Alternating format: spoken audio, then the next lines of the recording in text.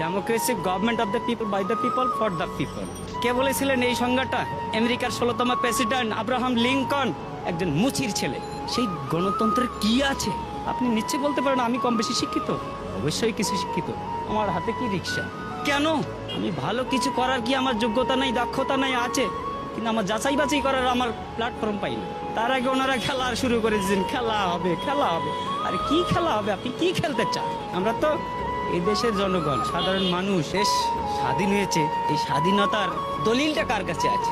ভুট্টো সাহেব বলেছিলেন যাও তোমার দিল্লির প্রভুদের কাছে যাও। সেই দিল্লির প্রভুদের কাছেই আছে, যে কারণে তোমার ওই মাসি পিসি সম্পর্কটা।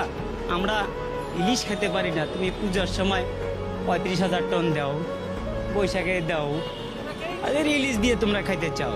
Democracy government of the people by the people for the people. কে বলেছিলেন এই সংজ্ঞাটা? আমেরিকার 16তম প্রেসিডেন্ট আব্রাহাম লিঙ্কন, একজন মুচির ছেলে। সেই গণতন্ত্রের কি আছে? আপনি নিশ্চয়ই বলতে পারেন আমি কম বেশি শিক্ষিত। অবশ্যই কিছু শিক্ষিত। আমার হাতে কি রিক্সা? কেন? আমি ভালো কিছু করার কি আমার যোগ্যতা নাই, দক্ষতা নাই? আছে, কিন্তু আমার যাচাই বাছাই করার আমার প্ল্যাটফর্ম পাই না। তার আগে ওনারা খেলা শুরু করে দিয়েছেন, খেলা হবে খেলা হবে। আরে কি খেলা হবে? আপনি কি খেলতে চান? আমরা তো এই দেশের জনগণ, সাধারণ মানুষ। দেশ স্বাধীন হয়েছে, এই স্বাধীনতার দলিলটা কার কাছে আছে?